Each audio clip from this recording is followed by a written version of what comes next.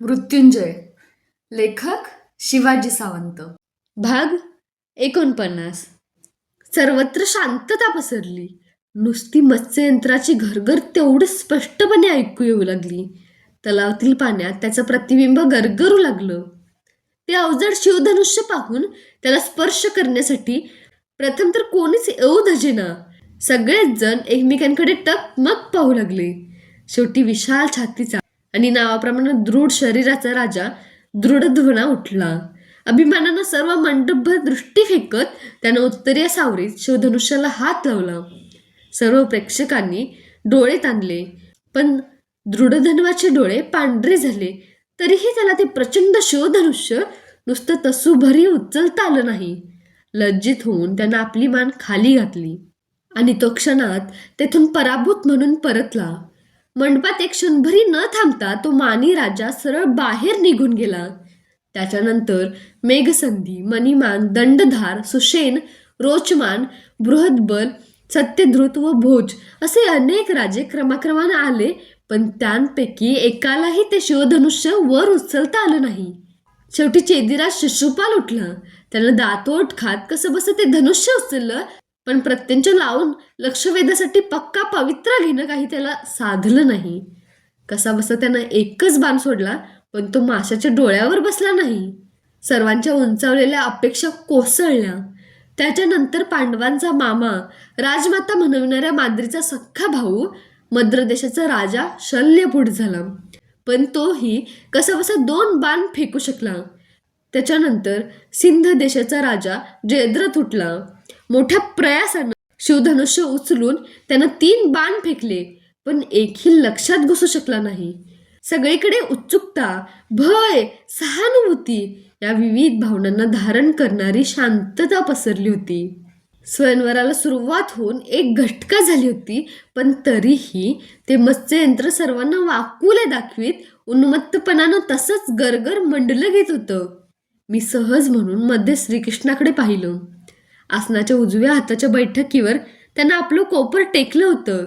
उजवा तळहात उजव्या गालाला टेकवून थोडासा उजवीकडे करून तो स्वस्थ बसला होता. कर्णाकडे पाहता तो श्रीकृष्णाच्या पायाच्या अंगठ्याकडे एकटक पाहत आहे असं माझ्या ध्यानात आलं. आता मला वाटू लागलं की कर्णाला पुढं जाण्यासाठी संकेत करावा, पण न जाणो त्याचा लक्षवेध चुकला तर, अशी एक शंकाही मनात येऊ लागली. सर्वात शेवटी निर्वाणीच्या वेळेस मी त्याला उठण्याचा संकेत करणार होतो. एकामागून एक राजे येत होते, आपल्या सामर्थ्याची परीक्षा पाहत होते, अपयश घेऊन परतत होते. काही राजांनी तर 2-2 वेळा प्रयत्न केला. मत्स्ययंत्र मात्र सर्वांना वेडावीत घरघर तसंच फिरत होतं. मंडपात शिवधनुष्याची महती गाणारी कुजबूज सुरू झाली. आर्यावर्तातले सर्व राजे त्या अवघडपणापुढं निष्प्रभ ठरत आले होते. काही राजे माझ्याकडे पाहत होते, काही श्रीकृष्णाकडे, तर जवळजवळ सगळेच कर्णाकडे अपेक्षेनं पाहत होते. तेवढ्या मगधांच्या विशाल साम्राज्याचा द्वंद्वयुद्धात प्रवीण असलेला बळकट शरीराचा जरासंध उठला. त्याचं सर्व कसदार शरीर पुष्ट हत्तीसारखं धिप्पाड होतं. आत्मोन्नपणे छाती फुगवीत तो शिवधनुष्यापाशी आला. सर्व सामर्थ्यानिशी त्यानं धनुष्य उचललं. एकामागून एक असे 4 बाण फेकले, पण मत्स्ययंत्राला असलेल्या चक्रातील आऱ्यांतून ते पार कुठेतरीच बाहेर गेले. छताला भेदून अदृश्य झाले. जरासंधानं आपल्या बाणांतील एक तरी बाण माशाच्या डोळ्यात घुसला असेल या अपेक्षेनं छतावरच्या मत्स्ययंत्राकडे क्षणभर पाहिलं, पण तेवढ्यात त्याचा तोल गेला आणि स्वतःला सावरण्याच्या प्रयत्नात तो तलावाच्या उंच दगडी कठड्यावरून धाडकन खाली कोसळला. ते अवजड शिवधनुष्य त्याच्या उन्नत वक्षावर कोसळलं. त्याच्या पराभवाची क्रूर कुचेष्टा करणारी हास्याची लकीर मंडपात सगळीकडे पसरली. मी श्रीकृष्णाकडे पाहिलं, पण तोही खटाळपणे गालातल्या गालात हसत होता.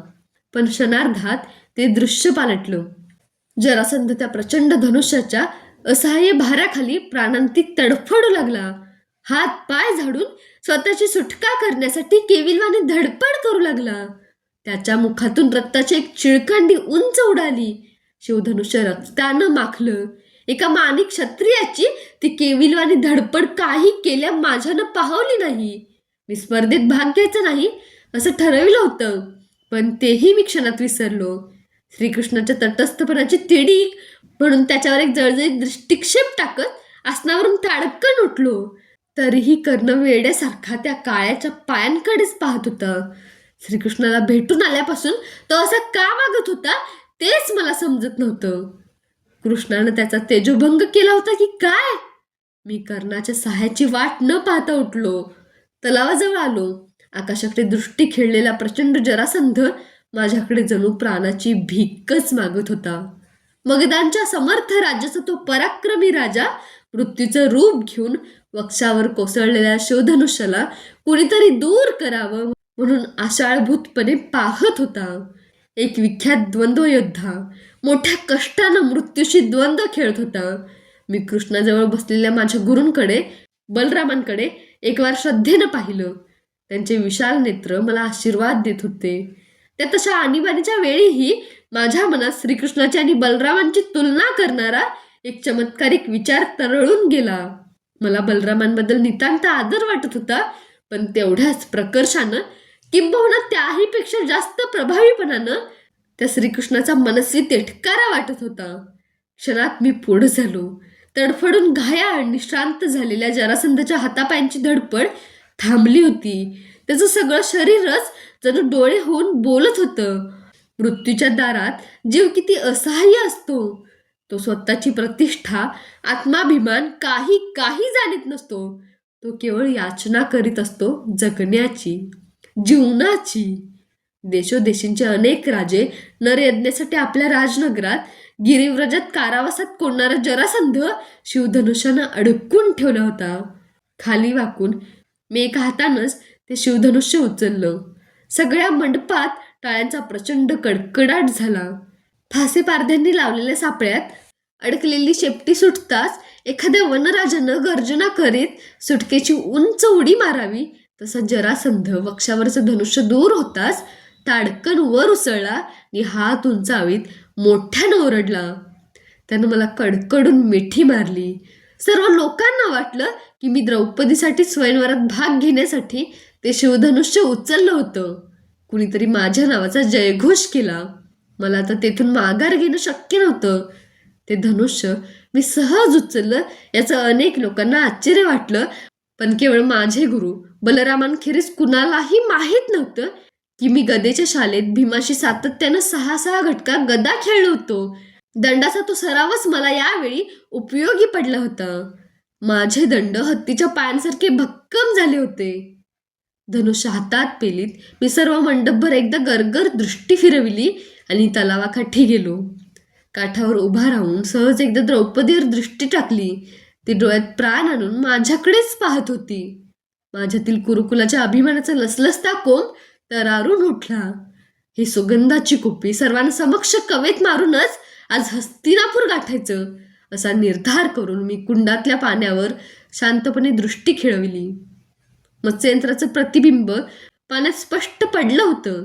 पूर्वीच्या स्पर्धकांनी फेकलेल्या बाणांनी छताला जी काही छिद्र पडली होती त्यातून निसटलेले काही चुकार सूर्यकिरणही पाण्यात तरंगत होते. त्यात ते प्रतिबिंब तळपत होतं, पण त्यात गरगरणाऱ्या मत्स्याचा डोळा दिसत नव्हता. तरीही मी प्रत्यंश ताणून वेध घेतला आणि सलग असे एकापाठोपाठ 5 बाण फेकले. पण माझ्या प्रत्येक बाणाबरोबर केवळ छताला आणखी एक छिद्र अधिक पडत गेलं. सूर्यकिरणांचे आणखी 5 कवडसे कुंडातील पाण्यात डोकावू लागले. ते 5 कवडसे पाहताच मला पांडवांची आठवण झाली. प्रत्येक वेळी 5 हा आकडा माझ्या मनाचा वेध घेत होता. माझा एकही बाण मत्स्यात घुसला नव्हता. पांचालांचं ते क्षुद्र मत्स्ययंत्र कुरूंच्या सिंहासनाला खिजवीत तसंच ताठपणे गरगरत होतं. ते अवजड धनुष्य पेलून पेलून माझ्या दंडात कड आला. खिन्नपणे मी काठावरून खाली उतरलो. मला तीव्रपणे वाटलं की या द्रुपद राजानं याऐवजी गदेचा कोणताही कठीण पण आज ठेवला असता तर त्याचं काय बिघडलं असतं. त्याला आपल्या कन्येचं खरोखरच स्वयंवर करायचं होतं की त्यानं ही पराक्रमी वीरांची क्रूर कुचेष्टा मांडली होती. त्याचं शिवधनुष्य घेऊन हा पण पूर्ण करायला आता कैलासावरून साक्षात शिवानच धाव घ्यायला पाहिजे होती. माझ्या पराभवावर मात्र द्रौपदी गालांत हसत होती.